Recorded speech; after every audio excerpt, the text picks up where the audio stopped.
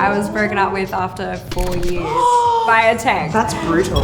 Hi, I'm Alex Bruce-Smith, Deputy Editor of Pedestrian TV, and we are living in a technological revolution. Together with Telstra and our psychology expert, Charlene Newhoff, we'll be exploring how we get digital before we get physical. We're going to be digging into some recent survey data sent out by Telstra to uncover how tech and dating are connected. This is Love at First Type, where we make sense of love in the time of tech. 70% of pedestrian readers said they'd have no problem telling anyone how they met. And while Tinder and Bumble are top of the charts, sliding into someone's DMs on Instagram, TikTok, or Twitter are also how we're finding love. However, there's a catch. Just 1 in 10 convos lead to an in real life meeting. I mean, Charlene, is this pretty consistent in what you see in your work?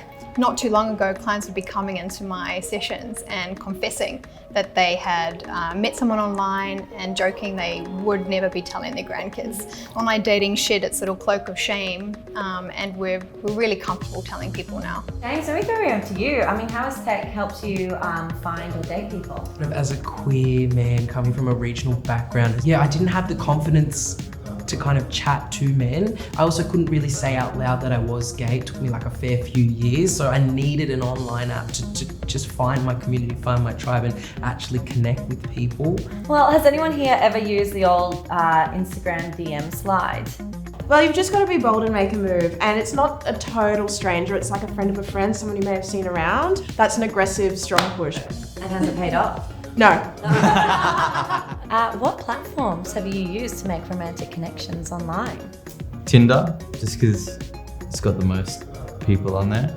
I use Bumble because I like a strong woman who can take charge.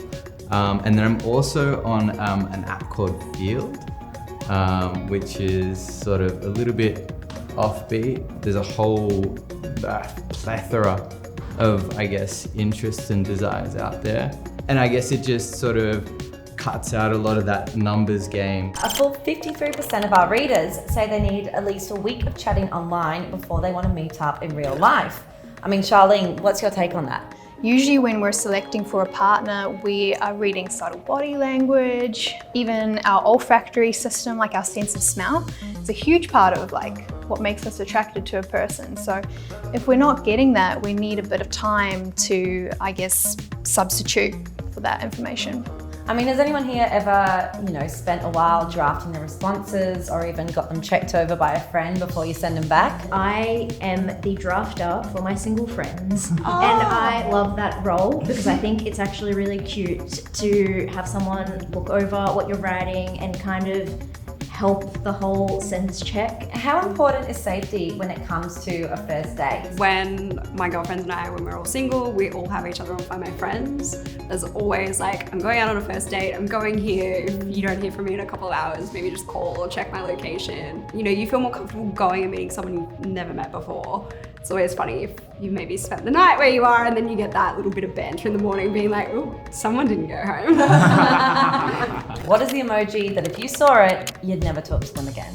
Okay, so the one that I can't stand is the winky face, the smile. I hate it. It's so gross. Stop winking at me. On the apps, I'm very anti-emoji. I'm you don't need it. But then also if I've had 3 beers and I'm on my phone on Instagram, the amount of love heart reacts I just send out, it's I'm a menace. It's bad. There's so many different ways to read something that's been put across. So I wouldn't not speak to someone because they use an emoji. 69% of them have either been dumped or done the dumping via tech. So Charlene, what do you reckon? Why do we think it's okay to ghost people? Well, I wish it wasn't true, but we just don't feel as much personal responsibility for people we haven't looked in the eye. We don't really connect with behind this personality, there's a real human being that will, be a bit upset, if we just disappear. I was broken up with after 4 years via text, and it was the worst. It was brutal. It had no closure. It took a really long time to get over for both parties. I don't think he got over it either because he took that coward's way out. I'm going to say it. It's a coward's way out. I sort of created some distance and then maybe wasn't clear that I was sort of wanting it to be over, and then realized the error in my ways, and then drafted a proper you know, because, you know, we had a connection, but it was just not really something that I wanted to continue. What would prompt somebody to end something much more serious than that over text? Have they just been a coward?